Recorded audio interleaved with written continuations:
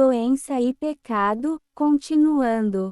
A segunda depende, por sua vez, da natureza do medicamento praticado e da situação do paciente. Há formas de cura que desconhecem ou não avaliam corretamente o imperativo da consolação, daí a via helênica. Existem condições e situações da existência humana em que a aflição da doença e o desejo de cura não são ou não podem ser efetivamente atendidos. Assim, provavelmente, aqueles que buscam a paz e a saúde através de práticas supersticiosas e milagrosas. O Tecne HPTIC ou ARS caridoso, da medicina cristã primitiva, sem outra suficiência técnica além daquela aprendida em Asclepíades, Sorano, Rufo ou Galeno, foi certamente muito capaz de trazer conforto ao espírito dos enfermos. Anteriormente transcrevi algumas palavras significativas do luto Basílio de Cesárea. Gregório de Nacianzo escreveu, por sua vez, a Filagril: sofro dores na minha doença e estou feliz, não por causa da dor, mas porque ensino os outros a suportar as suas com paciência e resignação. Seria fácil acumular textos de significado semelhante. Mas a operação consoladora ou gratificante de um tratamento médico cristão, independentemente da sua maior ou menor suficiência técnica e, claro, da remota possibilidade de um milagre, exige que o paciente acredite corretamente e saiba atribuir um significado sobrenatural à sua doença pessoal.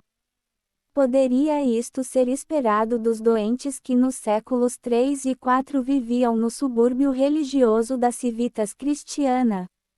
Não parece provável. Eles eram, no entanto, homens muito dispostos a acreditar e necessitados de cura. Assim, com a melhor fé, e mesmo acreditando serem excelentes cristãos, deformaram o cristianismo na medida da sua necessidade humana, ou misturaram-no com ritos e crenças de outras religiões, até torná-lo uma doutrina disforme, variada, sem consistência teológica, e beirando a magia e a impostura. Isso foi e sempre foi superstição e milagres médicos nas áreas mais baixas e obscuras do mundo cristão. Quero recapitular o conteúdo desta já longa sessão. Comecei mostrando nele como o naturalismo da patologia grega atinge a sua perfeição interna e o ápice das suas aspirações na obra de Galeno, que só se contenta em recolher para a fisiologia e para a tecniatrique toda a vida moral do homem. Tentei então apresentar sinopticamente as múltiplas relações entre o cristianismo primitivo e o problema das doenças humanas. Porque tudo isso, que significado pode ter, numa história da patologia psicossomática, toda esta sucessão mínima, mas complexa e delicada de crenças, opiniões, atitudes e obras religiosas? Tentarei dar uma resposta satisfatória a estas questões.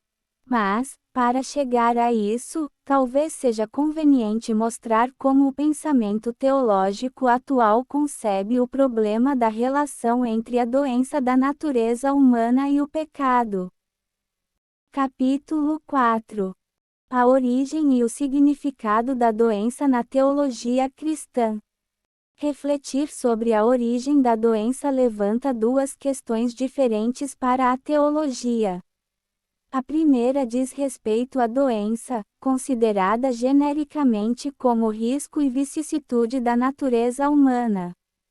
A segunda diz respeito ao acidente mórbido, como condição concreta e individual. Vamos examiná-los separadamente. O problema da doença: todo homem está constantemente em condições de adoecer. Todo homem, de uma forma ou de outra, em uma ou outra idade de sua vida, passa a sofrer de doenças.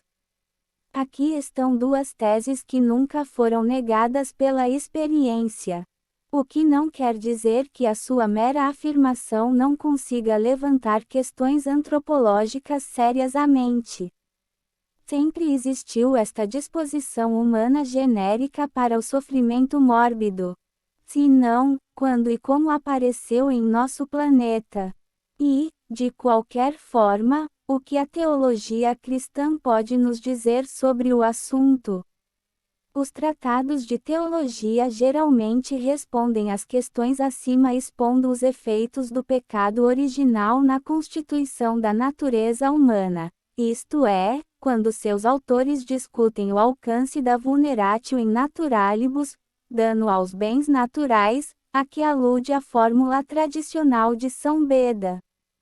Segundo a opinião comum, ao estado de justiça original em que Adão vivia antes do primeiro pecado pertencia uma longa série de dons sobrenaturais e sobrenaturais, em virtude dos quais alcançaram a sua existência real sem contar outros bens de ordem mais estritamente espiritual. Imortalidade, ciência e completa imunidade à doença e à dor. É verdade, dizem os teólogos, que, considerada em si mesma, a natureza humana, a natureza pura, do homem, pode sofrer dor e doença, se o homem alguma vez tivesse existido in puris naturalibus, o que parece nunca ter acontecido, porque o status naturae purae nunca chegou a ter realidade histórica, é certo que as doenças o teriam afligido, como afligem hoje outros seres vivos. Mas desde a sua criação até ao seu primeiro pecado, Adão viveu num estado de justiça original, isento, portanto, de todo tipo de sofrimento corporal e mental.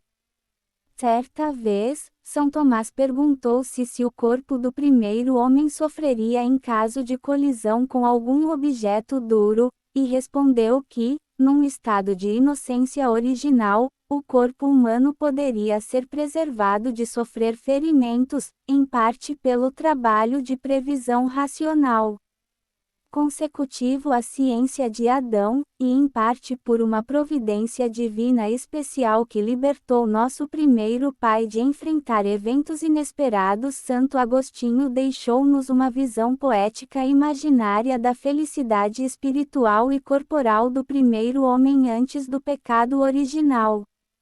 Em outro texto, São Tomás afirma como Traditio Judei que, em estado de inocência, Adão não poderia sofrer nenhum dano, nec quantum ad animam, nec quantum ad corpus.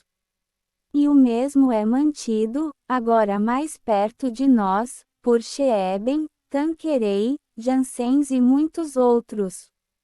Tendo estudado teologicamente o estado original da justiça, a. Michel escreve, por exemplo, graças à ciência, através da qual Adão pôde conhecer tudo o que, tanto na ordem temporal como na espiritual, lhe era prejudicial, útil ou necessário. Graças à integridade, que facilitou o pleno uso daquela ciência, livre de apetites inferiores, graças à imortalidade, que excluía qualquer princípio interno ou externo de corrupção. E, é preciso salientar, graças também à especial providência do estado de inocência, nossos primeiros pais puderam evitar tristezas, doenças e provas espirituais e corporais. O primeiro pecado fez com que os nossos primeiros pais perdessem aquele estado de justiça original e causou-lhes a expoliatio in gratuitis e a vulneratio in naturalibus de que falava São Beda.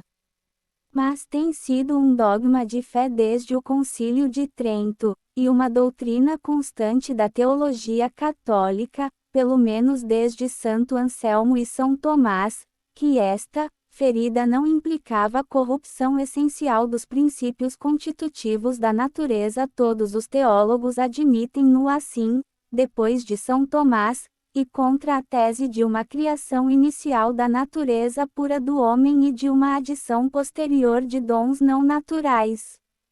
Humano. Ao contrário do que afirma o pessimismo antropológico de Lutero, Calvino, Baio e Jansênio, o pecado original roubou de Adão os dons sobrenaturais inerentes ao estado de justiça original, e deixou a sua natureza humana, abandonada a si mesma, segundo uma fórmula frequente em São Tomás. Assim, portanto, quando a justiça original foi removida, a natureza do corpo humano foi deixada entregue a si mesma.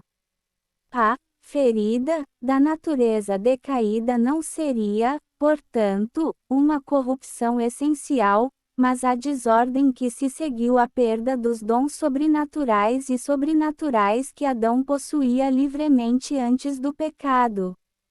Domingo de Soto, Soares, Belarmino, Goldin e Billy. UART darão então o acabamento teológico a este ensinamento de São Tomás.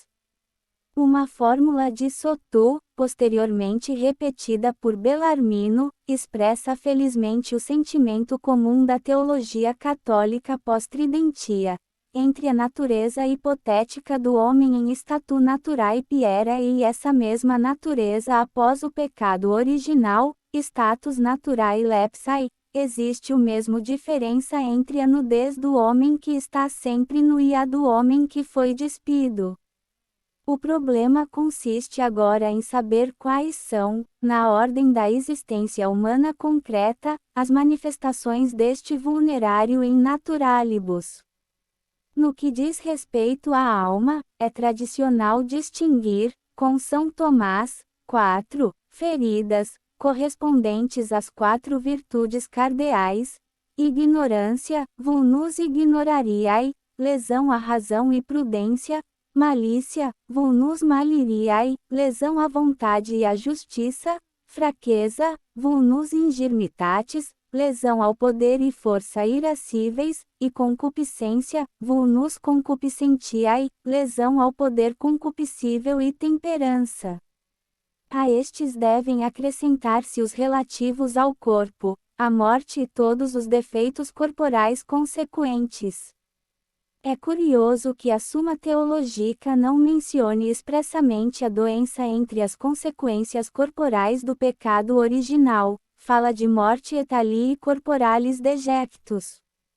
São Tomás é mais explícito na Suma Contra Gentes, ao considerar que as doenças somáticas e psíquicas humanas podem ser consideradas, do ponto de vista meramente filosófico, como prováveis indícios de pecado original.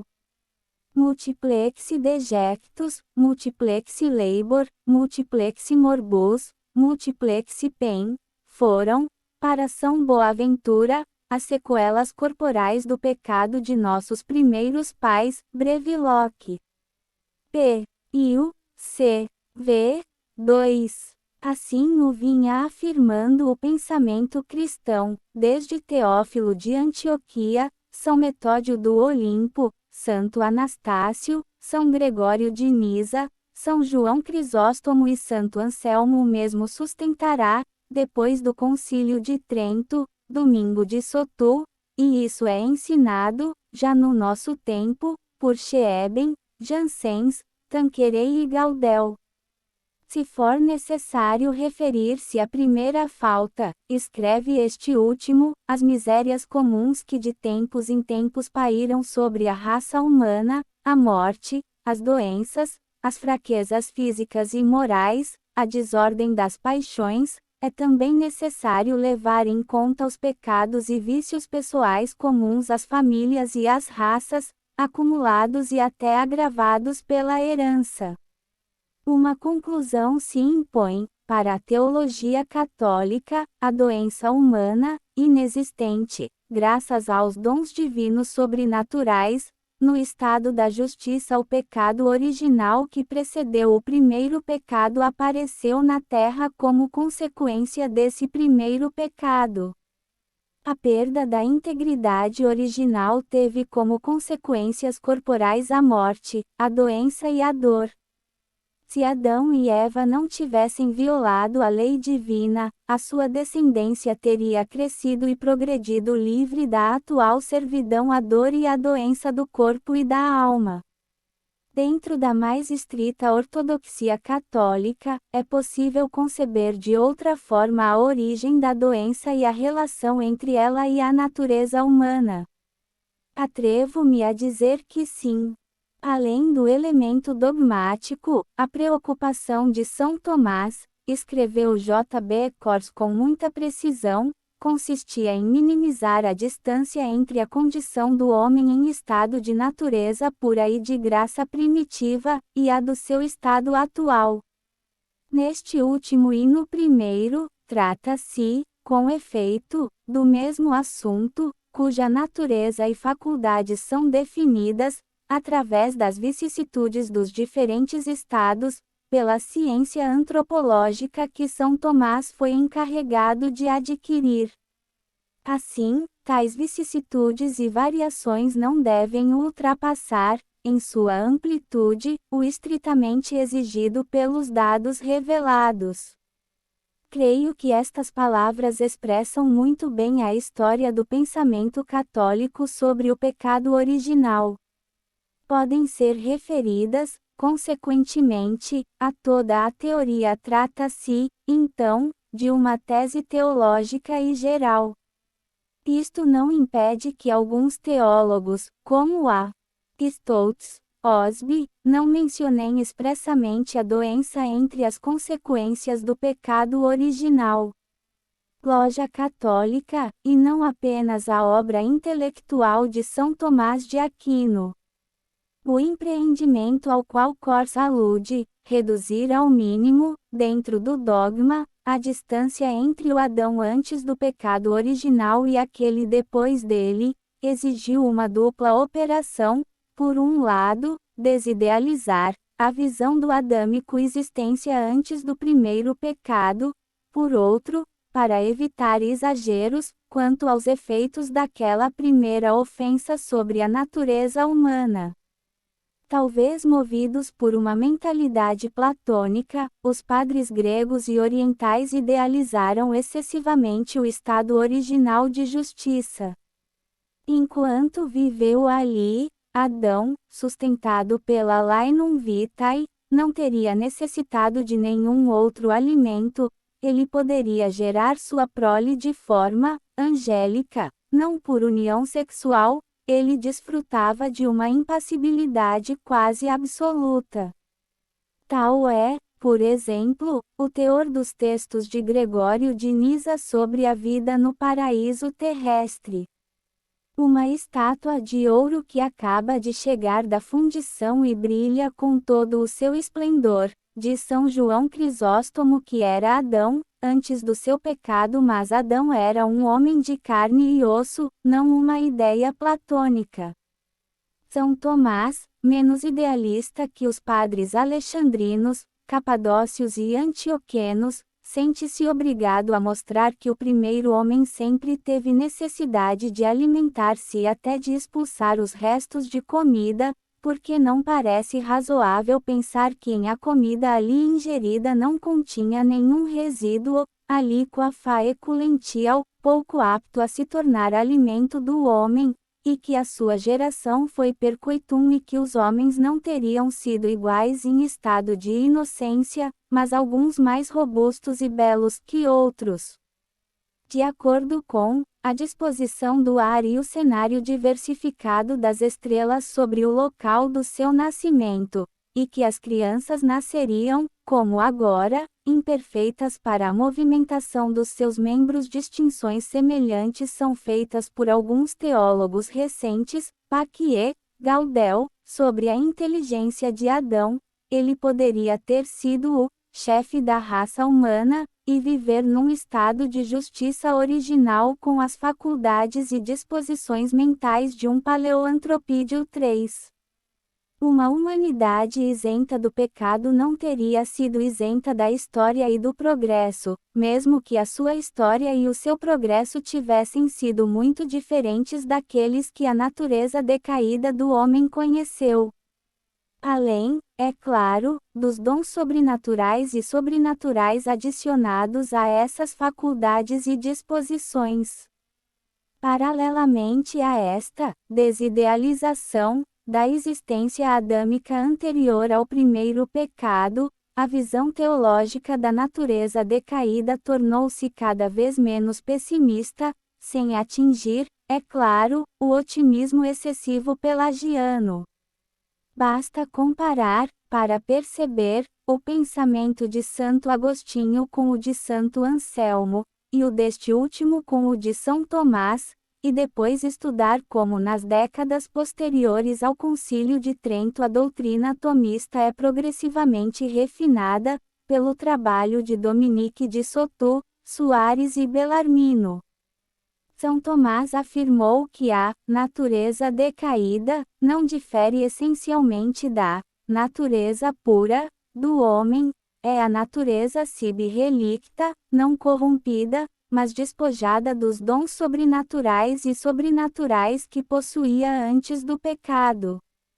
O bonum naturae, entendido como o conjunto dos princípios da natureza humana pelos quais ela é constituída, e das propriedades por eles causadas, não sofre alteração pela obra do pecado, apenas a inclinação natural para a virtude diminui.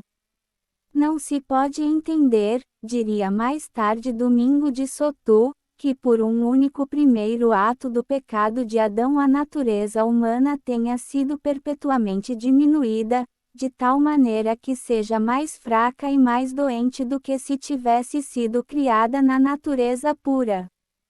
Mais acabado e sutil é o pensamento de Soares e Bellarmino. Segundo eles, o pecado original não alterou intrínseca ou extrinsecamente a natureza humana, exceto no que diz respeito ao seu destino sobrenatural, e se essa natureza foi vulnerada, por causa do primeiro pecado a sua dano, não deve ser entendida, filosoficamente, mas, historicamente. Em outras palavras, o pecado original não alterou em nada os poderes naturais do homem, mas sim o que o homem tem feito com eles, como resultado desse primeiro erro, não mudou o que daqueles que fazem a história, mas sim o que da história feito por eles. Neste caso, será possível conceber de uma nova forma a origem da doença e a relação entre ela e a natureza humana. Minha opinião é afirmativa e pode ser explicada em 5 pontos sucessivos. 1. Embora pertença à tradição teológica, não é da fé que o sofrimento da doença seja consequência do pecado original. Nem os textos de São Paulo, nem os cânones dos concílios que definiram a essência e os efeitos do pecado original, Milevitano II, Arausicano II e Tridentino, falam expressamente da doença. É pela fé que, por causa do seu primeiro pecado, Adão foi secundum corpus et animam indetenus communitatus, deteriorado no corpo e na alma, que este pecado fez com que ele perdesse a imortalidade, e que com ele transmitiu à raça humana a morte e as tristezas de corpo, mortem et poenas corporis. Ora bem, depois de Domingo de Sautoux, Soares e Bellarmino, não parece ilegal supor que esta commutation in deterios do corpo e da alma consiste apenas na mortalidade, na ignorância, na malícia, na fraqueza do apetite irascível e na desordem do apetite concupiscível. Segundo uma ideia universalmente aceita, há uma transição contínua entre saúde e doença. Galeno falou de estados em que o corpo é neutro, nem saudável nem doente. Hoje os patologistas afirmam que a diferença entre o estado de saúde e o da doença não é qualitativo, mas quantitativo. Nem o sentimento subjetivo do paciente, nem a observação objetiva do médico nos permitem falar de um hiato entre o corpo são e o corpo doente. A imortalidade do homem na um estado de justiça original não poderia consistir na permanência viva e infinita de seu corpo na superfície do planeta. Se Adão não tivesse pecado, teria chegado um momento em que seu corpo teria passado sem morte ou corrupção do status naturae integrae ao status naturae gloriosa. Visto que, na existência do homem decaído, não é concebível uma extinção da vida terrena devido à pura velhice e sem a concordância de causas externas determinantes, infecções, intoxicação, traumatismos, etc., isso não acontece. Não parece irracional ou ilícito pensar que uma condição semelhante que chamamos de doença foi a causa provocadora desta transição da natureza integral para o status natural e gloriosa. Se a comida de Adão podia conter a líqua faeculentia, por que não, em outras ocasiões, a líqua nociva? Será que a paixão da natureza humana de Jesus Cristo, livre do pecado original, impediu a sua ressurreição gloriosa e incorrupta? Não se deve esquecer, por outro lado, que, segundo São Tomás, a imortalidade do primeiro homem não era ex parte materiae, como a dos anjos, nem ex parte jormae, como a dos corpos gloriosos, mas ex parte causae eficiente, consequente a uma virtude livre e sobrenaturalmente dada à alma de Deus. A colisão do organismo com o meio ambiente, que para a natureza humana decaída é por vezes causa de doenças e, portanto, como diz Soto, uma iniciação da morte, poderia ter sido para a natureza em um estado de justiça oriental, ocasião da transição para a sua condição gloriosa final 4 graus. Se a doença é por essência um estado aflitivo da existência humana, não é menos verdade que é possível conceber uma economia da dor própria do estado de justiça original. Comentando a quaestio em que São Tomás questiona se o primeiro homem era passível, passibilis, em estado de inocência, Janssens escreve: se por paixão, passio, se entende mutação de dentro, como em certas doenças, ou de fora, como em lesões traumáticas, cujo efeito é causar decomposição seguida de morte, caso em que deve ser excluída de nossos primeiros pais, na mesma medida que o mesma morte. E então afirma que os afetos ou paixões de Adão e Eva em sua relação vital.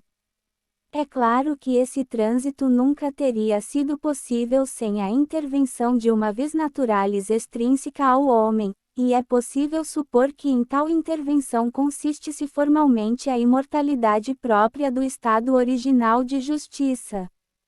A tese de Santo Anselmo sobre a imortalidade natural do ser humano, não creio que a mortalidade pertença aos puros, mas a natureza corrupta do homem, parece pouco sustentável.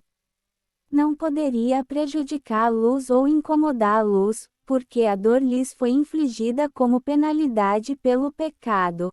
A dor aguda, quando Eva foi punida para dar à luz com dor, e a dor tediosa, quando Adão foi condenado a vencer o pão com o suor do seu rosto. Isso significa que a possível colisão de seu corpo com um objeto duro não causou nenhum desconforto a Adão. Já vimos como São Tomás tentou resolver esta dificuldade, mas penso que outra solução para o problema pode ser concebida. É possível pensar, de fato, que a condição que chamamos de dor não era dolorosa ou aflitiva num estado de justiça original, ou, dito de outra forma, que a dor nesse estado não era e nunca poderia ser um afeto penal ou ansioso, mas apenas uma ocasião de mérito e perfeição espiritual. De posse de uma ciência indefectível, suficiente e eficaz sobre o fim último da sua existência e o real significado de cada uma das suas vicissitudes vitais, o homem em estado de justiça originária teve que ignorar completamente a angústia, o desespero e dúvida. Desta forma, a dolorosa condição não poderia ser um obstáculo à relativa felicidade terrena que Adão e Eva desfrutavam antes de pecar. Se dificilmente é assim, no caso da natureza decaída, quando o espírito daquele que sofre dela atingiu um alto grau de perfeição, muito menos poderia ser assim para aqueles que se viram direcionados tão rápida e conscientemente para o sobrenatural. Fim da existência humana. O mesmo pode ser dito do desconforto e da dor causados pela doença. É até possível pensar que a mesma sensação, dolorosa, quero dizer, a sensação correspondente aos estímulos que nossa natureza caída e reparada chama de dolorosa, fosse diferente naquele estado adâmico. Não é comum vermos, dentro dos nossos, que uma mesma condição psicofísica é sentida, de maneiras diferentes, dependendo do estado de espírito ocasional que a percebe. Mais do que uma realidade objetiva e necessária, a dor é uma forma subjetiva variável de sentir a realidade. J. 0 Consequentemente, parece legítimo e razoável afirmar que a doença, como condição inerente a qualquer forma de vida orgânica, vegetal, animal ou humana, vírus, célula independente ou organismo multicelular, existe em nosso planeta desde o seu início. Nele existem seres vivos, e a doença humana, mesmo como uma possibilidade próxima da natureza humana, desde o momento em que o homem foi criado. O famoso texto de São Paulo sobre a servidão das criaturas à corrupção, não se opõe, na minha opinião, a esta forma de compreender a origem da doença. Esta hipótese que um historiador da medicina propõe, na melhor opinião dos teólogos, não pode nem deve excluir a influência indubitável da vulneratio in naturalibus sobre o sofrimento das doenças.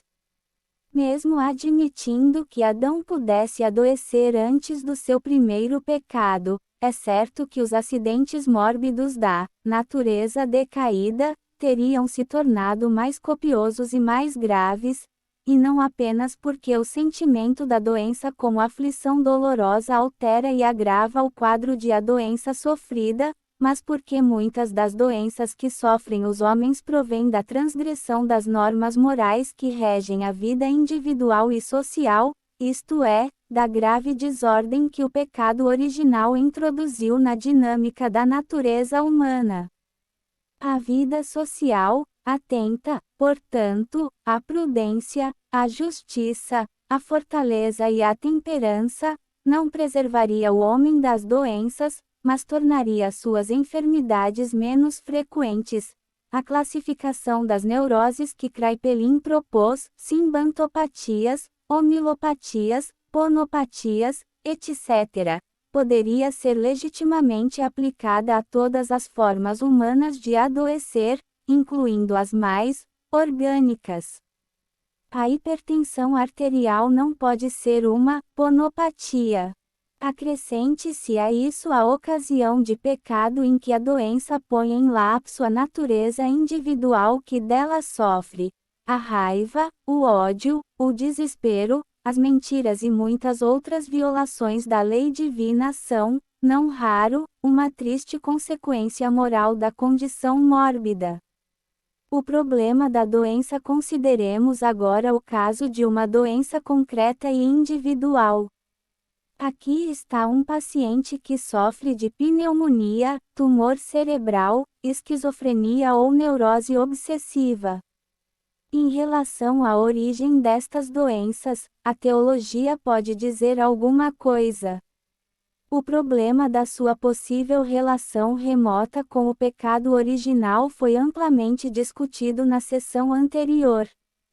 Vejamos nisto, do ponto de vista teológico e médico, se existe alguma ligação genética entre a doença e o pecado real, se as afeições mórbidas do homem podem ser o efeito de seus pecados pessoais. Nas páginas anteriores foi exposto o sentimento geral dos antigos povos semitas. Não foram os únicos a atribuir a doença ao pecado pessoal. Tal hábito e a crença que lhe está subjacente pertencem, sob diversas formas, ao pensamento arcaico da humanidade. Nem mesmo a difusão do cristianismo e o progresso do pensamento científico conseguiram banir essa ideia. E acento agudo à visão de uma determinada doença como um castigo especial por um grande pecado ou por uma vida pecaminosa era bastante frequente no antigo mundo cristão e durante a Idade Média Europeia. Recordemos, a título de exemplo, como foram interpretadas a doença de Ario e, já iniciada na história moderna, o aparecimento da sífilis na Europa. Lutero atribuiu as doenças ao diabo. Nenhuma doença vem de Deus, que é bom e sempre faz o bem, escreveu ele, mas do diabo, a causa de todos os infortúnios. Paracelso pensava que todo um grupo de doenças tem como causa o flagelo ou castigo divino. 3 séculos depois, uma grande fração do romantismo médico alemão, Ringsens, Reinhoff, Windschmann, Leopold T. Dollinger, afirmara a existência de uma relação essencial entre doença e pecado, e, do seu respectivo ponto de vista, o mesmo foi expresso por Léo Tolstói, Mary Baker Eddy e todos os seguidores da ciência cristã. O homem cujo espírito vive da maneira correta não adoece, escreveu Mahatma Gandhi. A uma gama tão ampla de formadores de opinião devem ser adicionados os seguidores da atual antroposofia alemã. A tese de uma ligação biográfica entre a doença e certas crises da vida pessoal, concordam quase todos os iniciadores da chamada medicina psicossomática, será posteriormente considerada mais especialmente. Diante desta tão repetida visão da doença como castigo por um pecado pessoal sobreposto ao pecado original, o que deve dizer o teólogo cristão? Por enquanto, algo muito simples: repetir as palavras de Jesus Cristo diante do cego de nascença. Nem ele nem seus pais pecaram, mas a sua doença é para que nele se manifestem as obras de Deus. Fiel a um ensinamento tão elevado e claro, a teologia cristã distinguiu o pecado e a doença da maneira mais clara e rigorosa. O pecado é, em sua própria essência, um ato puramente espiritual. Isto não significa que os movimentos corporais não tenham que intervir na prática de um pecado.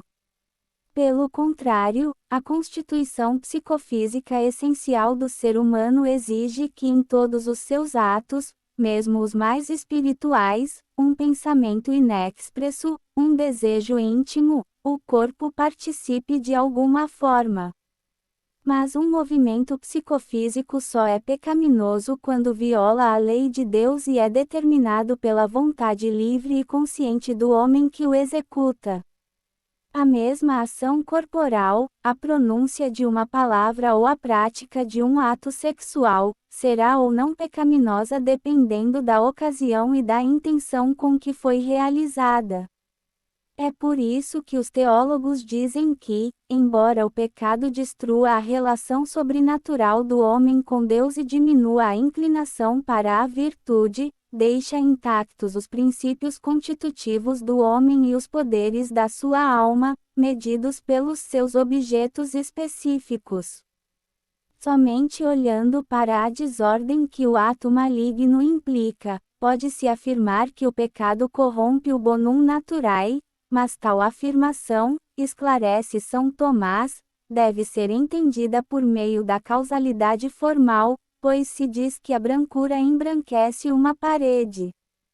Muito significativo desta atitude constante da teologia católica é a delicada cautela com que Caetano é obrigado a interpretar a palavra essencialiter, essencialmente, comentando uma passagem de São Tomás sobre os efeitos do pecado. Em princípio, e considerado em si, o pecado não causa doença. Basta pensar em tantos pecadores escandalosamente saudáveis, em tantos homens virtuosos com corpos doentes e em tantas crianças que sofrem de doenças antes de terem podido cometer uma ofensa moral. Apesar da deformação que a doença pode trazer ao corpo, a imagem de Deus também brilha nos doentes, dizia São Gregório de Nisa sobre os leprosos. Mas se não for pecado, qual será a causa da doença, considerada como um afeto individual e concreto? Quanto à gênese imediata das doenças humanas, a teologia deixa livre a mente do médico. O que são em si e do que procedem imediatamente, leucemia ou diabetes, são questões que Deus quis relegar à discussão dos homens livres. Mas será que o nosso espírito pode ficar satisfeito com o que a ciência médica diz sobre a doença? Diante do fato constante da doença e de sua distribuição entre os homens, tantas vezes aleatória e incompreensível, será possível evitar que a questão causal volte a surgir na alma? Porque os homens adoecem, porque o tremendo fato antropológico do sofrimento mórbido. Embora a doença não seja em si um mal, um doente pode viver em estado de graça e transformar sua doença em mérito, por isso não deixa de ser, para a natureza decaída, um modo de vida aflitivo, seja agudo ou tedioso. A dor que causa, nem mesmo quando o paciente nela se refugia, como acontece em certas neuroses, a doença deixa de ser aflitiva. Pois bem, assim como São Paulo certa vez falou do mysterium iniquitatis ou mistério do mal, portanto também é possível falar, na minha opinião, de um mysterium doloris ou mistério da dor. A razão pela qual existem doenças e dores no trânsito terrestre do homem é, em última análise, um mistério impenetrável. Deus causa as doenças ou as permite, e o homem tenta evitá-las ou combatê-las com os recursos do seu engenho. Mas quando fracassa nessa empreitada, e é o que acontece em muitos casos, só pode recorrer a duas atitudes opostas: rebelião contra uma ordem do universo que o obriga a sofrer, ou resignação diante de um dano que se revela superior. Com seus próprios recursos com o qual, tento agora escrever sobre a teologia da doença, não sobre sua psicologia. Um estudo psicológico do doente nos forçaria a qualificar consideravelmente o dilema anterior. Rebelde ou resignada, mostra que a doença e a dor têm a sua razão última de estar num mysterium doloris muito profundo, um mistério no fundo do qual pulsa, insondável, a providência de Deus Criador e Redentor, o mysterium crucis. É possível mergulhar nesse mysterium doloris, no que diz respeito à doença. Fizeram-no, cada um a partir do seu domínio particular, o médico e o teólogo. O médico opera na ordem das causas imediatas ou próximas da doença. Seu conhecimento deles é sempre incompleto, mas nunca deixará de estar aberta à investigação empírica e racional e, portanto, ao progresso. A mente do teólogo, por outro lado, deve agir na ordem da causa primeira de toda a realidade. Muito reais são, infelizmente, sofrimentos e dores mórbidas, e conta em primeiro lugar com o que a divindade quis revelar sobre sua misteriosa providência. A partir de seu próprio campo, o médico se esforça para descobrir o sentido da doença, no curso da existência de quem a sofre, A partir de si mesmo, o teólogo tenta compreender o significado da dor na economia soteriológica da criação. O significado biográfico de certas neuroses foi descoberto pela pesquisa psicanalítica, Freud, Adler, Jung. Movidos por este resultado, vários psicanalistas, Brodeck, Ferenczi, Deutsch, e, um pouco mais tarde, os dois principais grupos orientadores da medicina psicossomática, o alemão, von Weizsäcker e sua escola, e o americano, Flanders Dunbar, Alexander, Menninger, Wolf, Grinker, etc., levaram essas pesquisas para o campo das chamadas doenças orgânicas. Muitos deles revelam ter um sentido biográfico, compreensível, coincidem com situações críticas da vida pessoal do paciente, provém, em parte, de uma elaboração inconsciente ativa e apresentam uma forma sintomática suscetível de interpretação, à luz de psicologia profunda.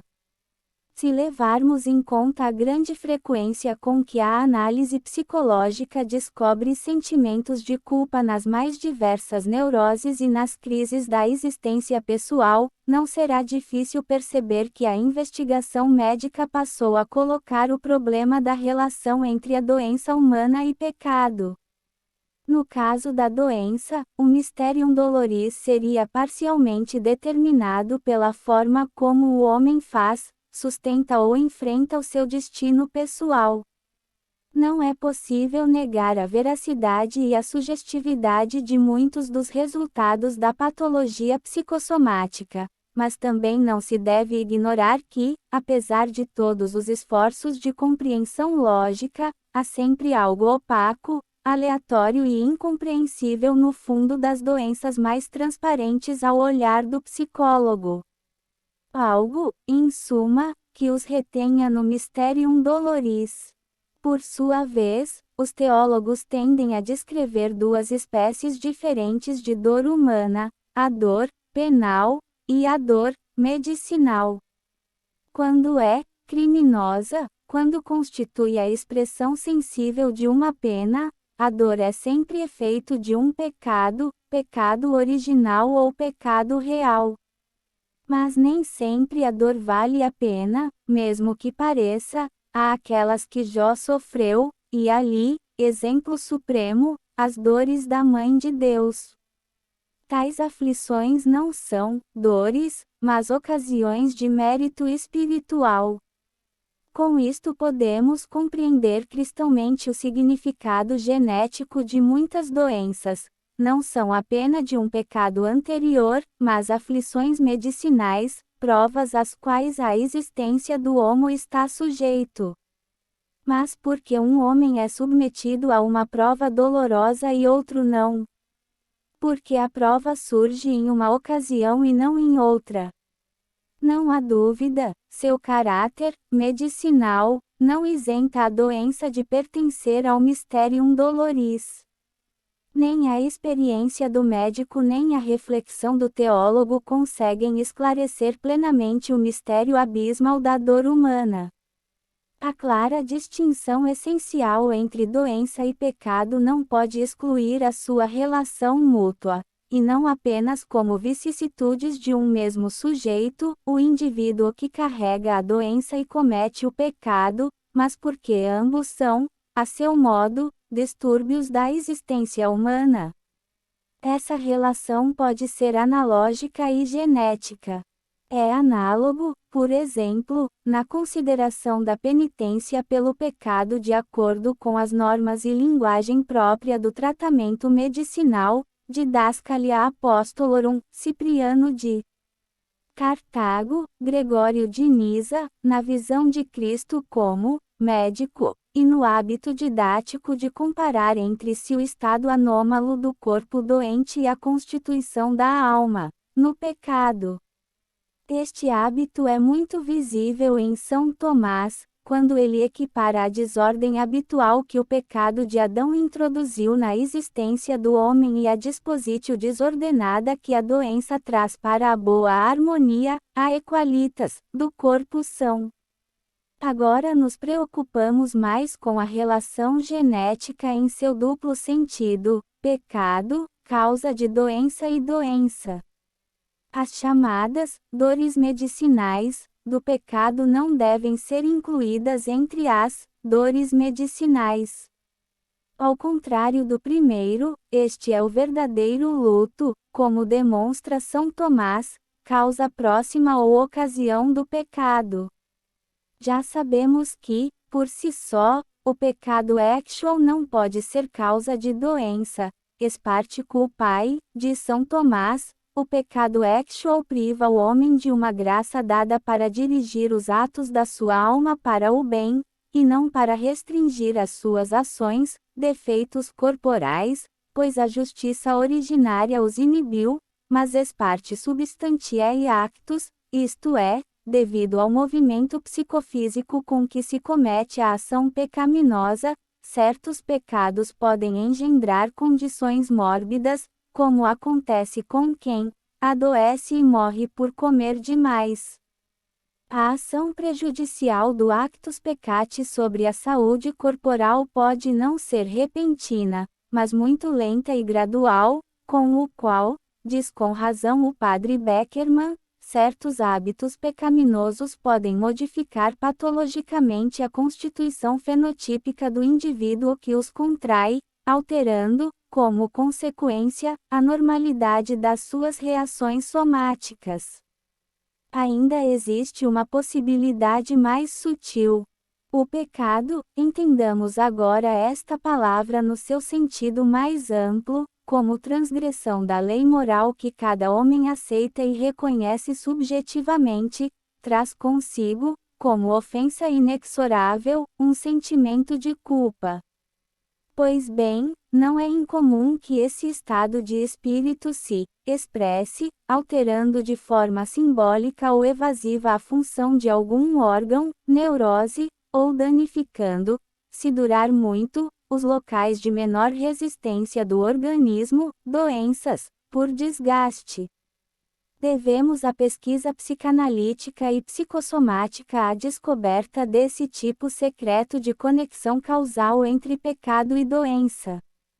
Na bela oração os Spem-Niram, que os filhos de São Domingos rezam diariamente, pedem a ajuda de Cristo para as nossas almas enfermas. É óbvio que estas duas últimas palavras têm agora um significado moral, e não psicopatológico, mas não é raro que uma alma doente, no sentido moral, acabe sendo uma alma doente, no sentido médico.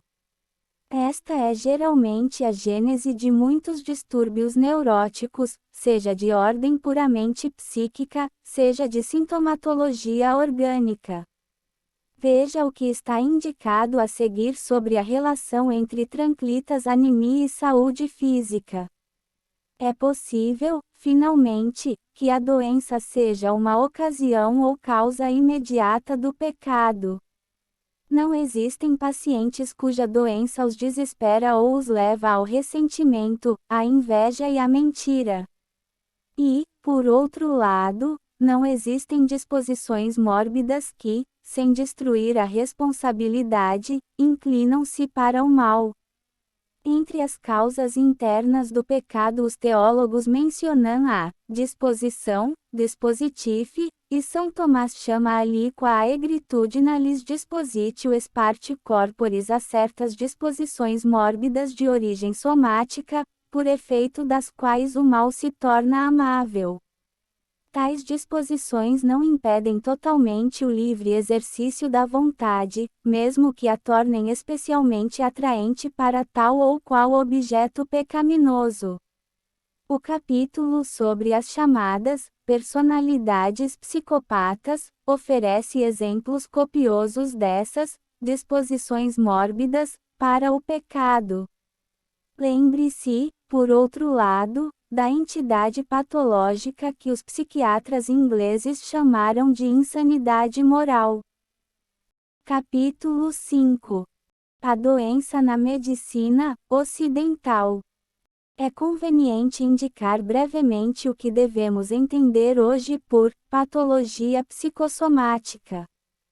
Qualquer que seja a letra da definição, parece evidente que nela devem aparecer dois ingredientes principais: a consideração cuidadosa dos aspectos psíquicos e somáticos da doença. Neste sentido, a patologia psicossomática opõe-se, tentando completá-las, tanto a patologia exclusivamente somática dos internistas tradicionais, como a psiquiatria exclusivamente psíquica de alguns psicopatologistas. B. A visão da doença, gênese, aspecto psicossomático e significado do processo mórbido, do ponto de vista da condição pessoal do paciente, isto é, na medida em que o paciente é um indivíduo vivo, racional, livre e dotado de intimidade.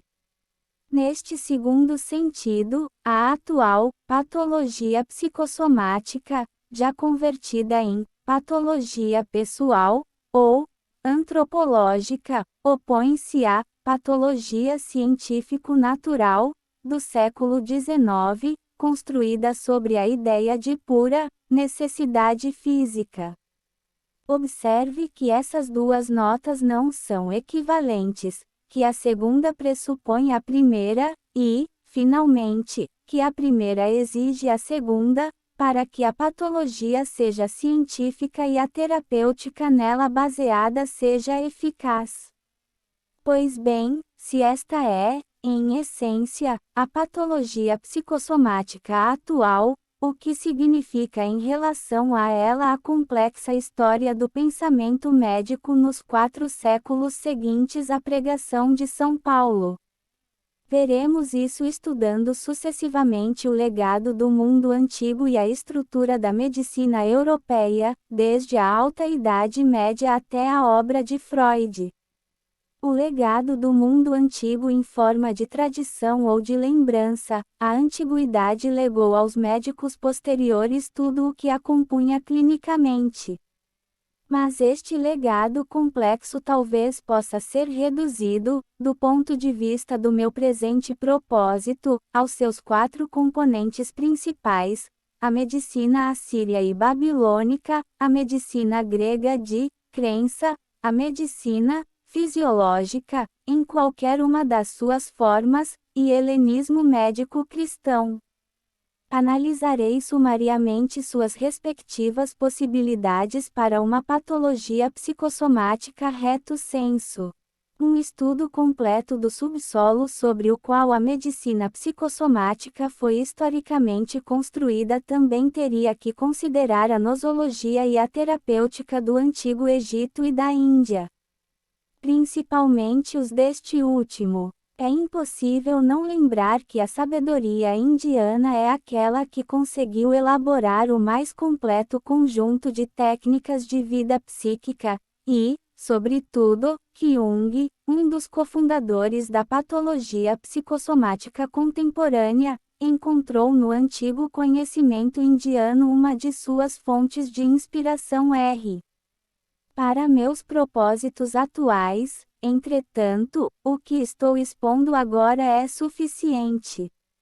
O acontecimento da patologia psicossomática deixa claro, mais uma vez, o que em outra ocasião chamei de vontade de plenitude histórica do nosso tempo.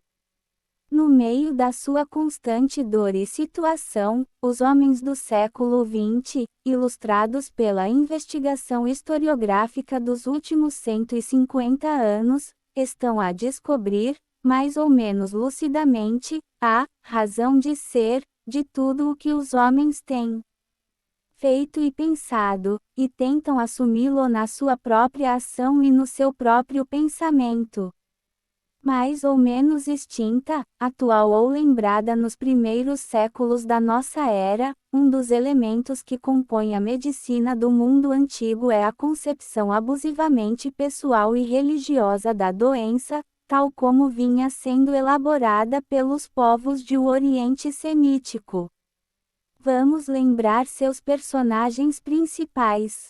A doença consiste principalmente num pecado moral. O doente é, desde que se tornou pecador.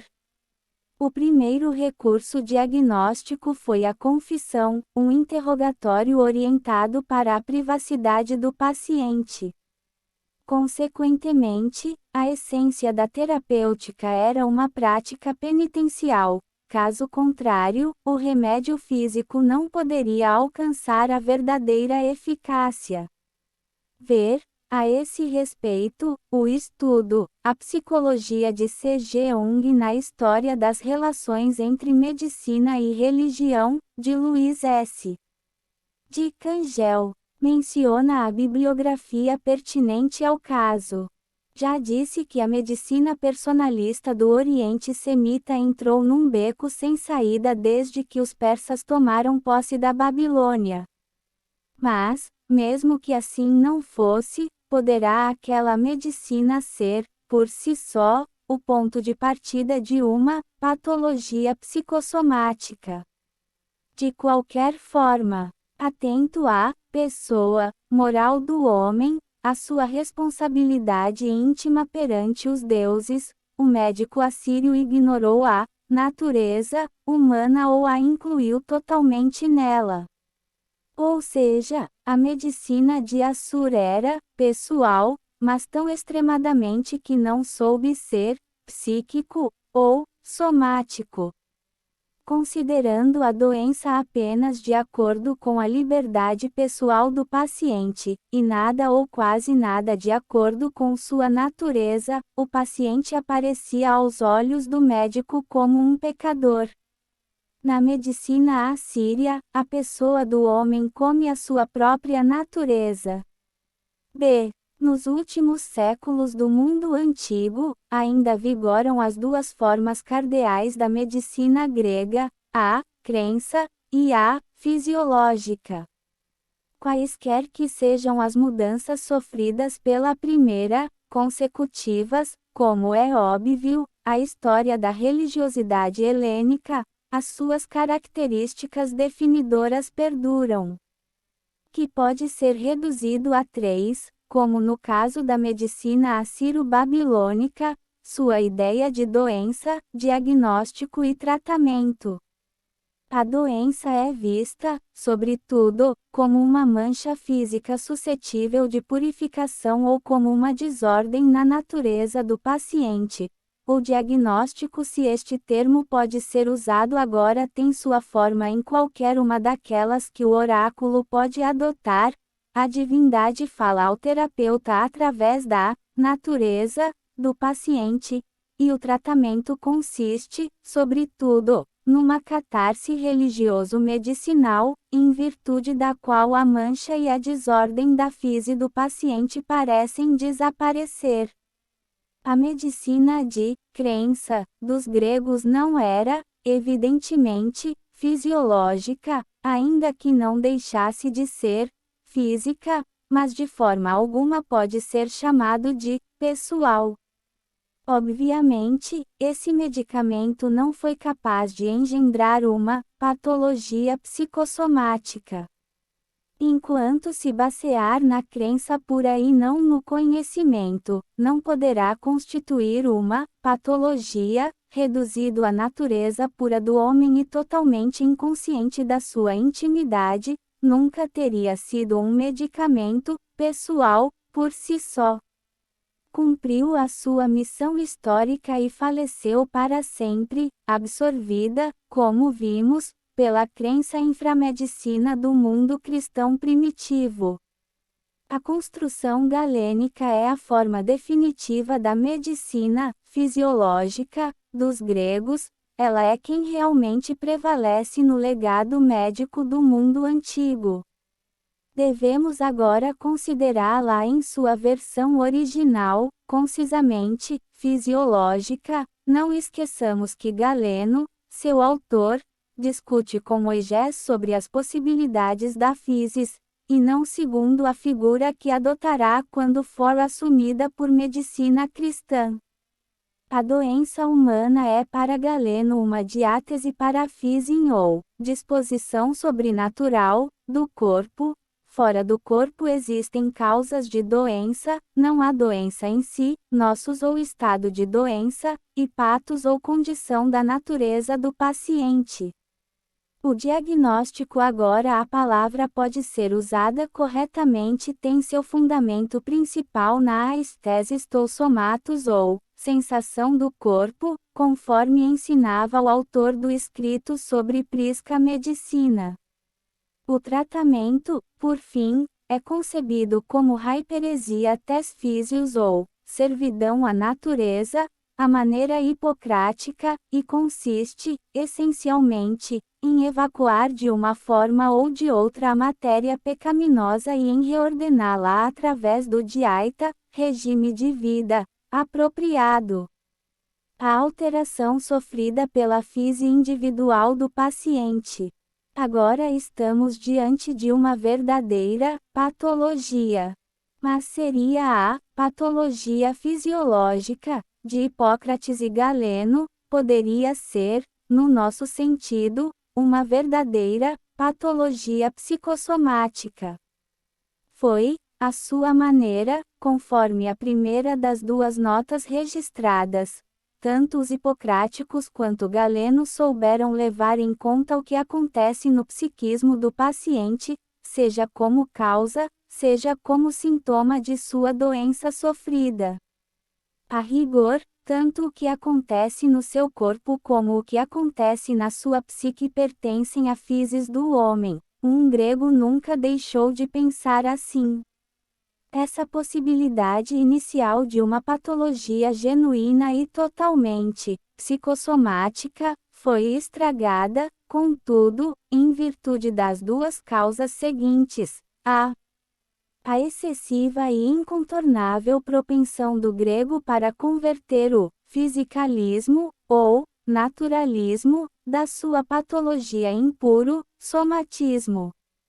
A verdade é que a atenção à vida mental do paciente era muito escassa em toda a medicina fisiológica dos gregos. Isto explica por que nenhum dos médicos depois de Platão foi capaz de elaborar psicológica e medicamente as brilhantes intuições do grande filósofo. Estudos subsequentes de Aristóteles, sobre o poder catártico e sofrificante da palavra humana. O naturalismo radical da patologia grega, a tendência helênica abusiva de compreender o ser do homem como pura natureza psicofísica, ou, se quiser, desconhecer que uma natureza psicofísica não pode ser real e verdadeiramente humana sem um suposto pessoal, ou íntimo, fonte de inteligência racional e de liberdade, e termo de imputação de responsabilidade. Em suma, os gregos desconheciam que a natureza humana, a antropophysis que tanto mencionam Hipocráticos e Galeno, é constitutivamente natureza pessoal. A physis do homem necessariamente supõe que algo nela é transfísico. Este fisicalismo ou fisiologismo radical da medicina grega levou a duas consequências inaceitáveis. A patologia parecia ganhar a sua verdade, e a terapêutica a sua eficácia, baseada teoricamente na pura necessidade, e na pura espontaneidade dos movimentos da physe.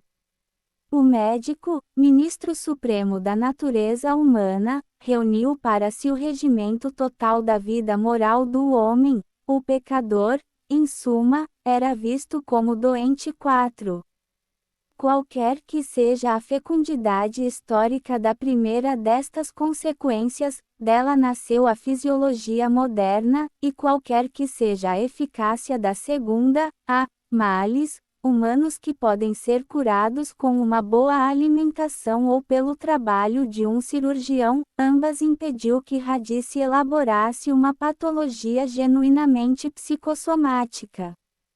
Vejamos, finalmente, as possibilidades do helenismo médico cristão, quarto dos principais componentes do legado médico da antiguidade, em prol da patologia psicossomática.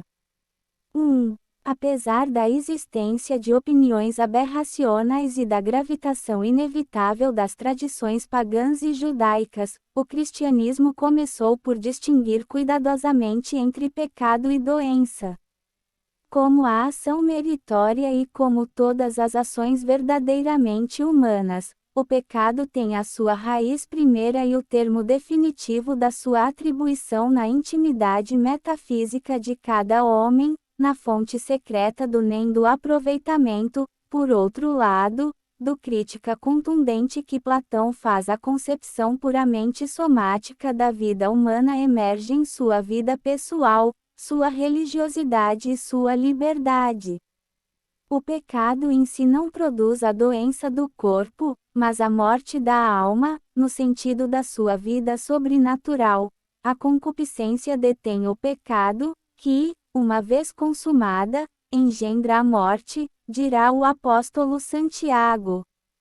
A doença, por sua vez, é, como ensinavam os gregos, um distúrbio ocasional ou habitual da natureza do paciente, uma condição, fisiologicamente, explicável, de forma alguma o efeito do pecado, e antes uma ocasião de mérito espiritual do que um sinal de impureza. A imagem de Deus brilha também no doente, apesar das deformações que a doença pode produzir no seu corpo, diz Gregório de Nisa sobre os leprosos, mas esta diferença essencial entre pecado e doença não defende a independência absoluta de um e de outro. Existe uma relação analógica entre os dois, na medida em que ambos constituem distúrbios da vida humana, o que permitirá uma construção muito precoce de uma doutrina medicinal do pecado e da penitência. E também pode haver uma relação genética entre eles. É verdade que o pecado, e em geral qualquer movimento na vida moral do homem, pode produzir doenças. Em que sentido? Deixemos de lado o problema das doenças enviadas por Deus como castigo extraordinário por um pecado. Foi assim que muitos cristãos interpretaram a última doença de Ário. O importante agora é pensar que, quando cometido, o pecado passa de intenção pecaminosa a ato psicofísico, e até de átese ou disposição psicofísica, quando se torna habitual. Em outras palavras, se a intenção pecaminosa se engendra na assunção pessoal do homem, é na sua natureza psicofísica que ela se realiza. Por isso pode ser estudado, fisiologicamente, lembre-se da classificação de São Gregório de Nisa, e por isso, como desordem, pode perturbar secundariamente a fise do homem. Anastásio Sinaíta se pergunta de onde vem a frequência da gota, da lepra, da epilepsia e de outras doenças entre os cristãos, e responde: ouçam o que Cristo diz sobre alguns obcecados, este tipo de demônios não sai senão com oração e jejum. Portanto, se o diabo é frequentemente expulso pelo jejum, segue-se que, com a permissão de Deus, ele pode entrar no homem através de prazeres, delícias, gula e outras causas corporais. Não se afirma aqui que a gota, por exemplo, seja efeito de uma possessão demoníaca. Diz-se apenas que é a consequência física de uma entrega abusiva e pecaminosa a voluptates corporis. Mas a relação inversa também é possível, porque a doença, condição da physis, é suportada por pressuposto pessoal, e nem sempre com mérito ou indiferença moral. Quem, por causa de doença física, cai no desespero teológico, na raiva ou no ódio, chega a pecar consecutivamente a sua condição de doença. Se não causa no sentido estrito, a alteração mórbida foi ocasião do pecado. O cristianismo ensinou, contra os gregos e semitas, a diferença radical entre pecado e doença, e a sua possível relação secundária. Não parou por aí. Sempre movido pela sua ideia de homem, o cristão tentará influenciar espiritualmente a diátese psicossomática do paciente. O amor, a caridade e a palavra são os seus principais recursos. A cura das paixões, escreve Clemente de Alexandria no início do Pedagogo, é feita pelo Logos através de exortações. Assim, como acontece com os remédios leves, ele fortalece as almas com receitas suaves e prepara os enfermos para o pleno conhecimento da verdade. Já se sabe que Clemente não fala aqui de doenças físicas, mas essas paixões, às quais ele se refere, ainda são movimentos psicossomáticos. A palavra está alcançando conversão espiritual e psicogogia ao mesmo tempo. É impossível não ver neste fragmento do Alexandrino uma versão cristã da frase de Platão sobre ação psicogógica e sofrimento dos belos discursos. E não é menos impossível deixar de lembrar o elogio de São Basílio ao seu médico Eustácio: em ti a ciência é ambidestra, e amplias os termos da filantropia, não circunscrevendo o benefício aos órgãos de arte, mas também buscando a cura dos espíritos. Não são poucos os textos que descrevem e ponderam a ação curadora da palavra e de Cristo, como verbo ou logos do Pai. O Logos do Pai, ele escreve em outro lugar, Clemente de Alexandria é o único médico peônico para as fraquezas humanas e o santo feiticeiro para as almas enfermas. Segundo Demócrito, a medicina cura as doenças do corpo, mas a sabedoria, o Logos do Pai, o Criador do homem, cuida de toda a criatura e cura o corpo e a alma.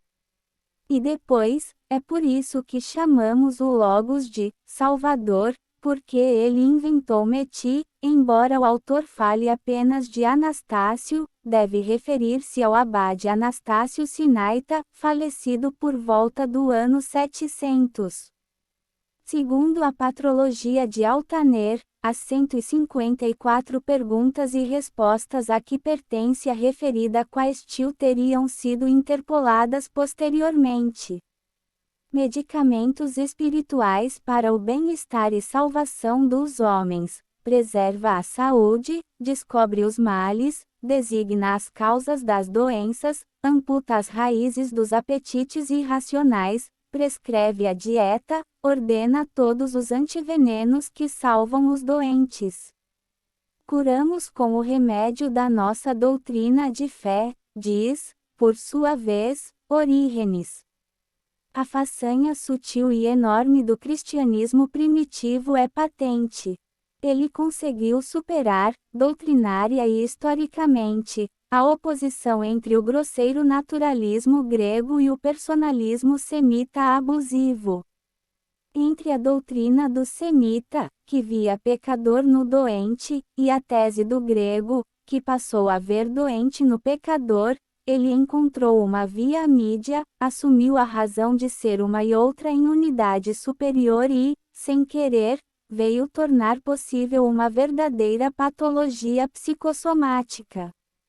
Apenas possível. Para que esta possibilidade se concretizasse, foi necessário introduzir sistematicamente um método exploratório e terapêutico diferente da exploração sensorial dos gregos e da exploração mensurável dos modernos, ou diálogo, o que não aconteceu até o século XX.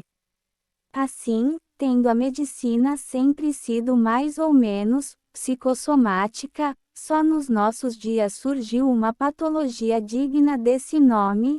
2. A estrutura interna da medicina ocidental, Do ponto de vista da sua estrutura interna, a medicina, científica, ou oficial, no Ocidente sempre existiu, desde a escola de Salerno até hoje, em constante e grave aporia. Que os médicos nem sempre se sentiram assim, e que em muitas ocasiões demonstraram orgulho em avançar no que Kant chamou de caminho real da ciência natural, são fatos que não podem invalidar.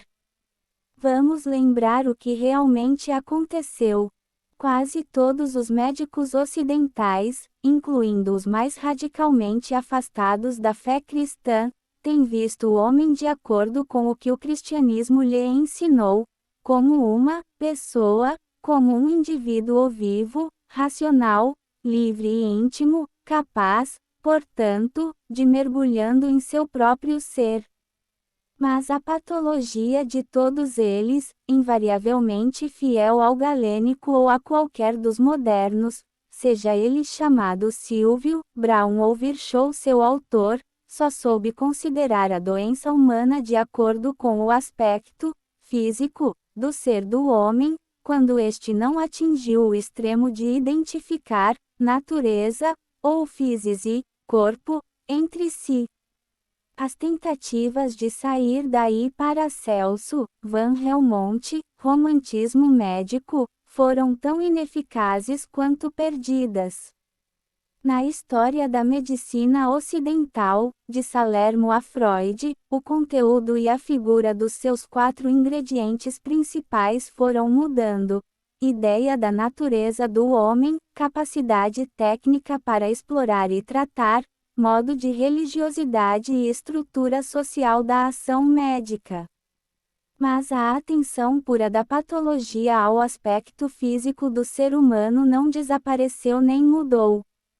Veremos em breve, a título de exemplo, o que tem sido na patologia as neuroses, ou nevroses, desde o século XVIII. Daí a curiosa discrepância que muitas vezes ocorre na mesma pessoa entre o clínico e o patologista. O clínico contempla e trata homens, pessoas reais, e quando é perceptivo, nunca deixa de perceber no paciente as 1000 possíveis implicações e complicações psicofísicas e biográficas da doença que estuda. O patologista, por outro lado, escravo de sua visão grosseiramente somática do homem e da doença, distorce inadvertidamente a realidade por ele observada ou exclui dela aquelas porções que não se conformam ao esquema patológico em que sua mente foi formada. Foi o que aconteceu com os mais eminentes: Seidenhauer, Boerhaave, Laennec, Traube, Frerichs, Charcot. Vejamos isso no exemplo significativo de Seidenhauer. Todo mundo sabe que Seidenhauer é um dos clássicos da doença histérica, poucos sabem, porém, o que ele pensava sobre a histeria. Vale a pena lembrar. Para isso, e sendo a histeria, dentro da nosotaxia sydenhamiana, uma doença crônica, penso ser necessário dizer brevemente e previamente como Seidenhauer entendia a agudeza e a cronicidade das doenças. Nas doenças agudas, o esforço da natureza do paciente, conamen naturae, para alcançar a cura é mais intenso, e isso por 3 causas, concomitantes ou isoladas: a natureza da matéria morbigênica, partículas miasmáticas do ar, a localização desta matéria no sangue, o corpo mais sutil e líquido, onde acontece todo o trabalho mórbido, e a maior vitalidade natural, idade, temperamento, sexo, da pessoa que sofre da doença. À medida que o curso das doenças agudas é mais rápido, o quadro traçado pelos sintomas patognomônicos torna-se mais evidente. Assim, estas doenças parecem ser mais específicas, melhor redutíveis à tabela ou catálogo de espécies mórbidas. Nas doenças crônicas, Por outro lado, a natureza da matéria mórbida, alteração do humor, sua localização não hemática e, possivelmente, a baixa vitalidade natural do paciente, tornam o conamen naturae mais fraco e mais prolongados e obscurecem ou empalidecem a especificidade de sua aparência. São, portanto, doenças menos típicas do que as agudas.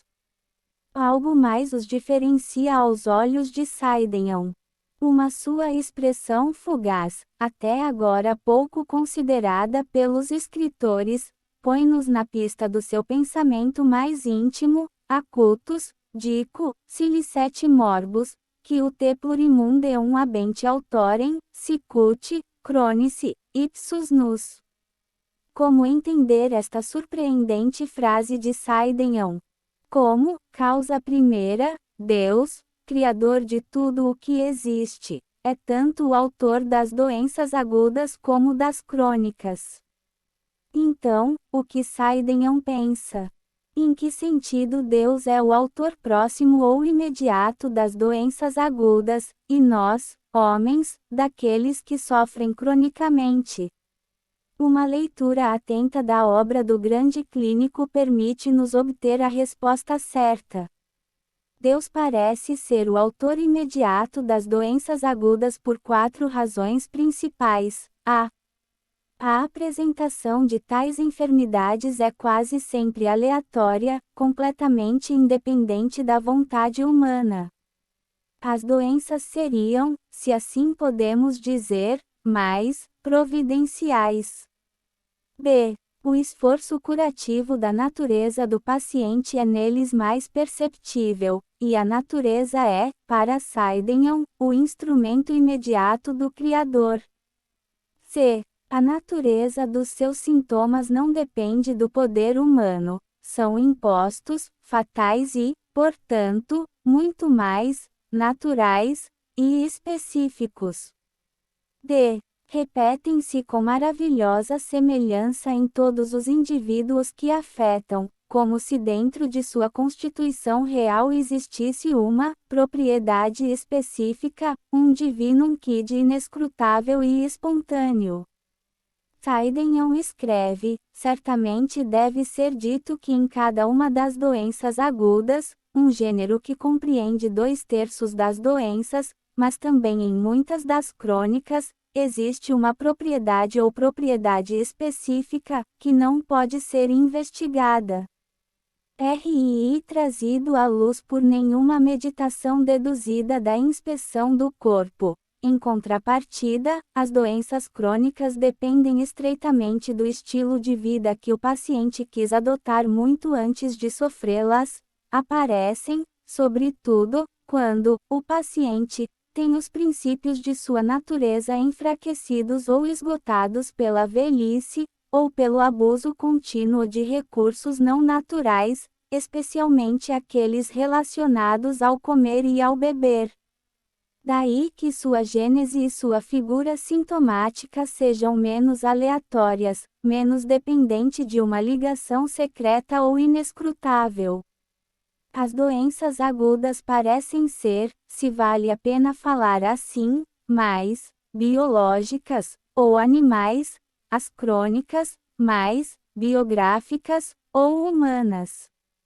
Passemos agora à histeria. Diz Saidenham, a mais comum das doenças crônicas. Os agudos constituem 2/3 de todos aqueles que o médico atende. As crônicas, o terço restante, histeria, metade desse terço, 16,5% de todas as doenças. Ao contrário do que se costuma dizer, os homens também sofrem com isso. Sua causa não está no útero, e a hipocondria viril deve ser assimilada a ele. A intuição clínica de Saidenham é, como já foi observado, brilhante. Mas, apesar de tudo isso, o que é clinicamente a histeria? Caracterize-o, acima de tudo, uma nota negativa, a falta de quadro sintomático próprio e específico. Das afeições sofridas pelos miseráveis mortais, escreve Saidenham, não há nenhuma que não possa ser imitada pela histeria. Apenas 3 dados positivos tornariam possível o diagnóstico do quadro: o término das crises, quando exacerbadas, com a emissão de grande quantidade de urina límpida como água rochosa, a existência constante de alterações de humor entre os antecedentes imediatos de cada ataque, e, por fim, a peculiaridade do estado psíquico dos histéricos, a leveza e a instabilidade do seu humor, levitação constante, a sua incapacidade de alegria e de esperança.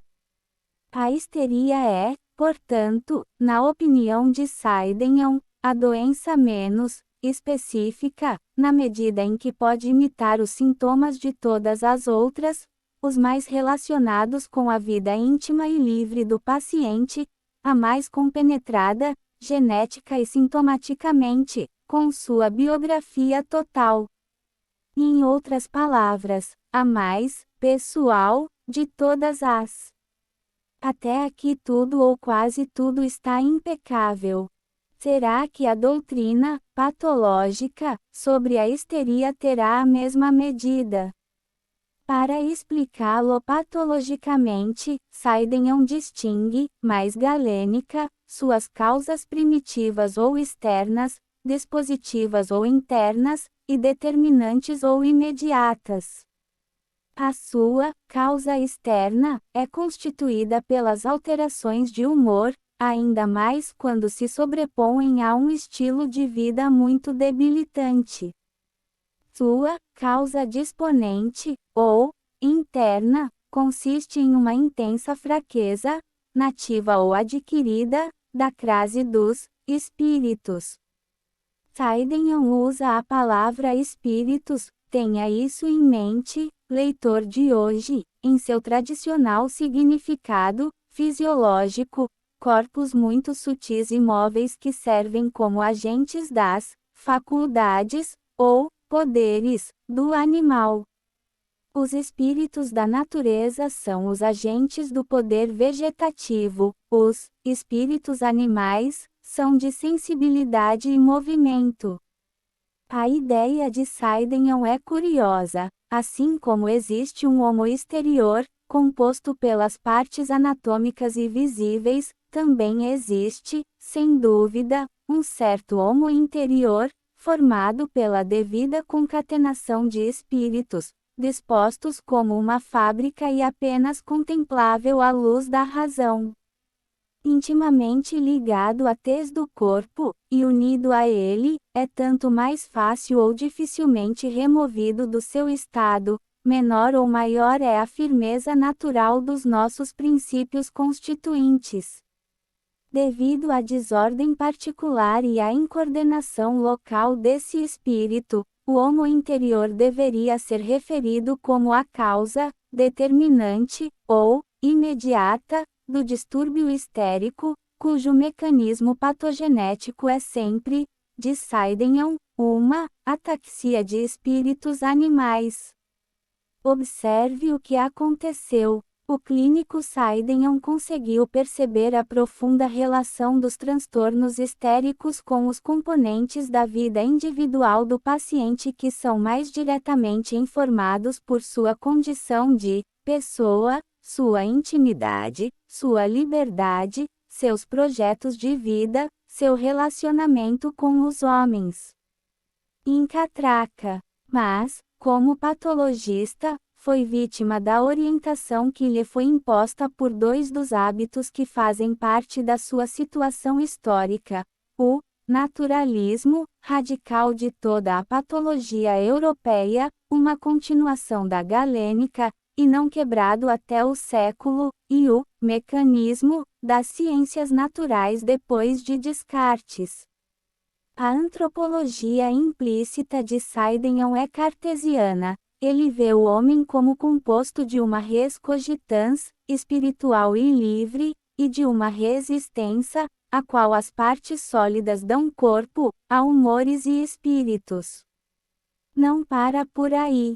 Movido por sua consideração sobre a histeria, ele é forçado a dividir a resistência em duas fábricas, ou mecanismos, intimamente justapostos, um visível, constituído pelas partes sólidas e humores descritos pelos anatomistas, homo exterior, e o outro invisível, constituído pelas partes espirituais sutis e móveis do organismo, homo interior.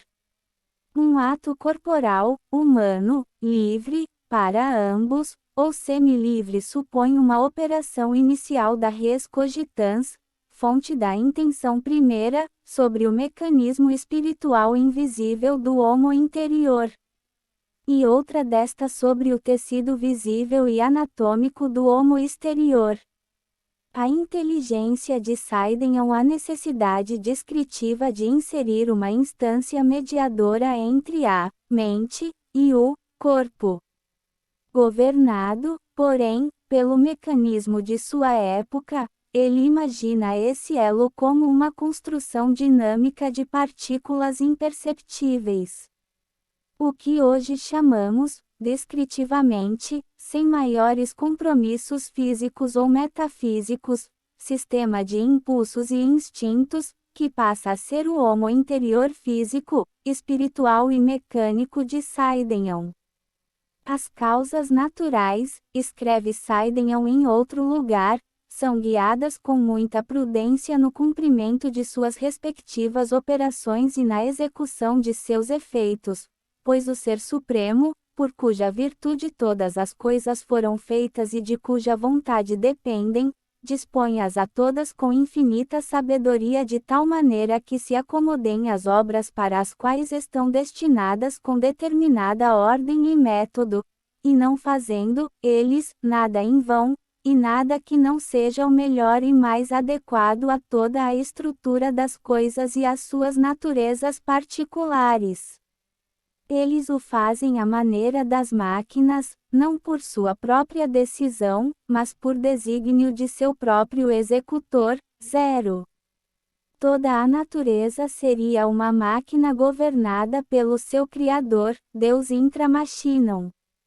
Resumindo, como clínico, Saidenham é, à sua maneira, personalista, como patologista, seu pensamento é naturalista e mecanicista.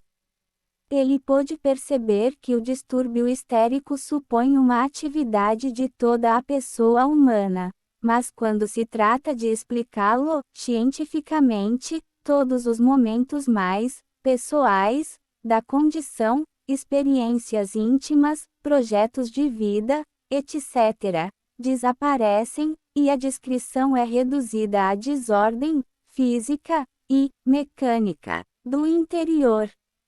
O homem e o homo exterior.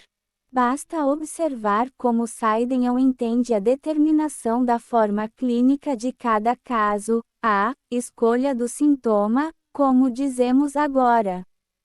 Eles tendem a. As razões invocadas são sempre exclusivamente somáticas, temperamentais ou relacionadas com as diversas vicissitudes que o corpo sofreu. Não sabe ser psicossomático, em nenhum dos dois sentidos da palavra, nem no superficial e imediato, porque mal leva em conta o que acontece na vida mental dos pacientes, nem no profundo e completo, pois tendo que estudar, a pedido da clínica, a vida pessoal do paciente e sua relação com o quadro mórbido, esta patologia fica reduzida a um grosseiro naturalismo mecânico. Galeno e Descartes devem arcar com boa parte da culpa. O que Saidenham disse pode ser aplicado, mutatis mutandis, a todos os médicos ocidentais, de Salerno a Freud. A possibilidade aberta pela especulação cristã primitiva tem sido constantemente oferecida a todos. Quase todos foram capazes de distinguir entre o pecado e a doença, a vida íntima e moral e a vida física. Como se sabe, alguns dos líderes do romantismo, o médico alemão, Reinhoff, o Idishman, Rinseis, reviveram, movido pela proeminente tendência romântica de personalizar a natureza, a ideia de uma ligação essencial entre pecado e doença.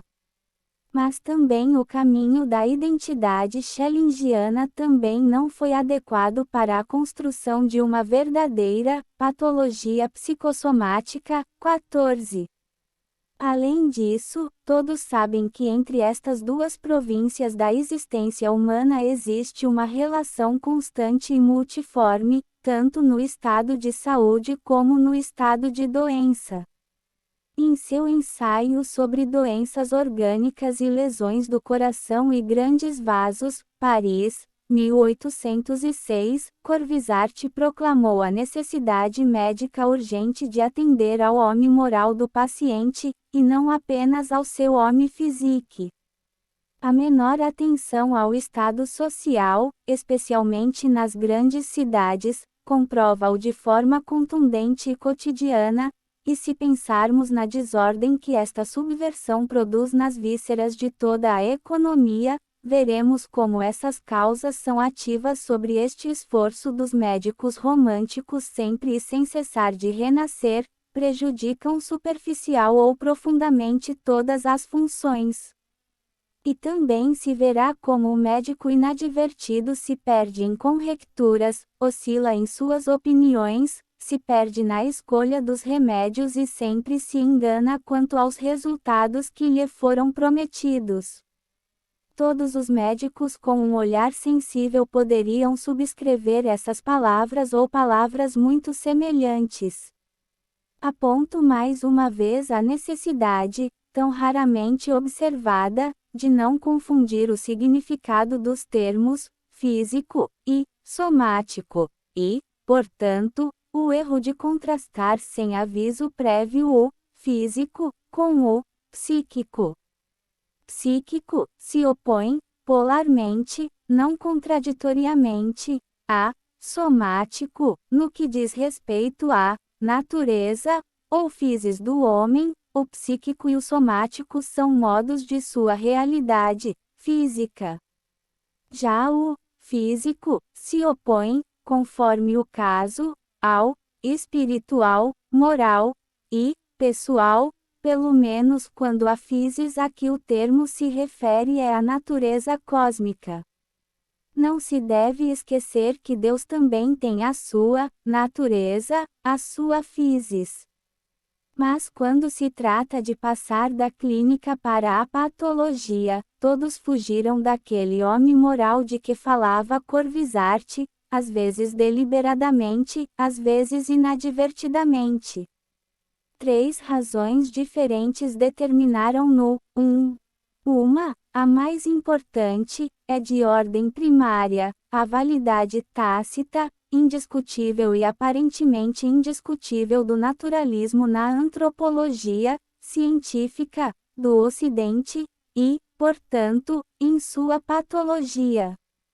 Pouco importa agora se a ideia de natura hominis era galênica, cartesiana, kantiana, schellingiana ou positivista.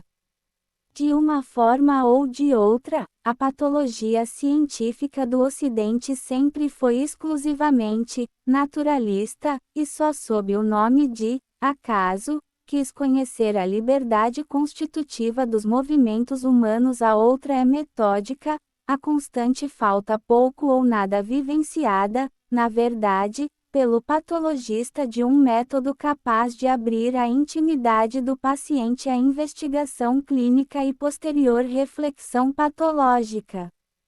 Ou melhor, a incapacidade real de aplicar para esse fim um método exploratório que o médico sempre utilizou, mesmo quando a sua patologia era mais puramente somática, o diálogo com o paciente. Outra, por fim, é habitual, pertinente aos hábitos do clínico e do patologista, a falta de paciência necessária para obter, pela inspeção do comportamento do paciente ou através do diálogo com ele, achados aproveitáveis numa doutrina patológica e completa sobre o processo mórbido observado.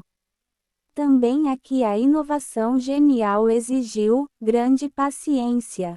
Todos os médicos que no final do século XIX começaram a estudar a intimidade dos pacientes histéricos, Charcot, Genet, Bernheim, Braia, Freud, devem ter começado como homens de grande paciência. A breve história da patologia psicossomática é a história de como estas três razões têm vindo a perder a sua validade secular. Vejamos num capítulo final, muito sumariamente, a figura e a dinâmica interna deste acontecimento. Capítulo 6. Rumo a uma medicina antropológica.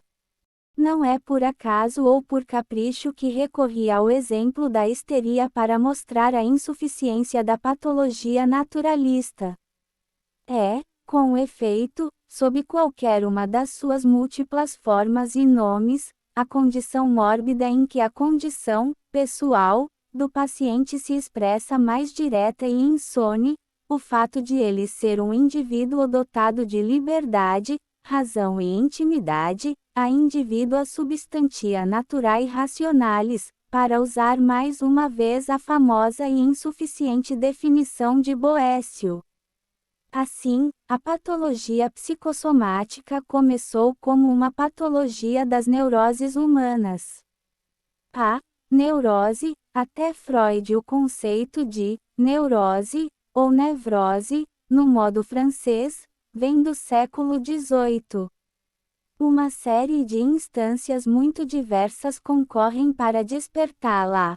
O animismo de Stahl, a patologia do tom, de Hoffmann, a doutrina da irritabilidade, de Heller, o vitalismo de Bourdieu e, sobretudo, a chamada neuropatologia, de Kahlen e Brown. Seria impertinente mostrar aqui com algum detalhe como no conceito primitivo de neurose, todos esses motivos se reúnem e se combinam. Prefiro me ater ao resultado final, como afirma canonicamente a muito lida Nosographie philosophique, de Pinel. As neuroses, quarta classe do quadro geral de doenças, seriam lesões de sensibilidade e movimento, sem inflamação ou lesão da estrutura. Pinel os classifica em 5 ordens: neurose dos sentidos, das funções cerebrais, como as ivesâneas, da locomoção e da voz, das funções nutricionais, digestivas, respiratórias, circulatórias, e de geração. Entre estes últimos, a histeria. Pinel distingue 5 classes: febre, fleuma, hemorragia, neurose, lesões orgânicas. Desse grupo heterogêneo, na primeira metade do século XIX, seriam segregadas as doenças mentais, que logo constituíram uma disciplina patológica independente, e as doenças do sistema nervoso com lesões anatomicamente perceptíveis. A neurologia, ou neuropatologia, em sentido estrito, que Olivier Dangers, Romberg, Duchenne de Boulogne, Abercrombie, Kirk, Clark e seus seguidores começaram a construir. Contudo, um grupo de neuroses permaneceu na nosotaxia, aparentemente irredutível ao crescente império do método anatomoclínico, e não bem delimitável pela exploração psicopatológica. Eram basicamente 3: epilepsia, coreia e histeria. A definição simples de Pinel parecia aplicar-se a todos eles. Todos os 3 dependeriam de distúrbios funcionais, localizados mais ou menos especificamente no sistema nervoso. Tal é a situação em que Briquet e Charcot empreenderam a tarefa de delinear clinicamente o quadro histérico, la grande nevrose, como Charcot a chamava. Mas o trabalho de Charcot sobre a histeria, que preenche quase completamente os últimos 10 anos de sua vida, 1883 a 1893, inclui dois períodos de significados diferentes. Na primeira, essencialmente nosográfica, o mestre da Salpêtrière tratou de delimitar e ordenar o quadro sintomático da histeria e suas diversas formas clínicas. Assim, ocorreu uma regressão infeliz, no que diz respeito à visão mais ampla de Seidenhall. Para Charcot, com efeito, a histeria seria uma espécie mórbida, perfeitamente caracterizada pelos seus sintomas visíveis. O segundo período do esforço de Charcot foi mais orientado patogeneticamente. Estudando as paralísias histéricas resultantes de um trauma físico, ocorreu-lhe, diz Freud, reproduzir artificialmente essas paralísias, e ele usou pacientes histéricos, que colocou em estado de sonambulismo através da hipnose. Desta forma, através de um rigoroso processo dedutivo, conseguiu demonstrar que tais paralísias eram consequência de representações dominantes no cérebro do paciente, em momentos de disposição especial, explicando assim pela primeira vez o mecanismo de um fenômeno histérico. Ligados a este resultado incomparável da pesquisa clínica estão os estudos de Genet, discípula de Charcot, os de Braia e outros, 3. Entre esses, outros, estava o próprio Freud, que iniciou o trabalho de sua vida continuando com um novo método e espírito os trabalhos inacabados de Charcot sobre o mecanismo íntimo dos distúrbios histéricos, e analisando o que isso na escola Salpêtrière começaram a chamar l'état mental des hystériques. 2. A obra de Freud. O significado histórico da obra de Freud deve ser buscado contrastando-o com a visão do transtorno neurótico da segunda metade do século XIX. Assim, prevalece sobre toda a medicina científica uma mentalidade que em outro lugar chamei de cosmopatológica, consistindo em explicar, ou tentar explicar, a doença humana através dos métodos e conceitos da ciência natural, observação sensorial dos fenômenos, experimentação, redução do observado ao dados de medição e indução das leis físicas, mecânicas, e em última análise, que parecem governá-las. A mentalidade cosmopatológica teve três formas principais de expressão na segunda metade do século XIX, e cada uma delas teve sua forma peculiar de compreender a neurose.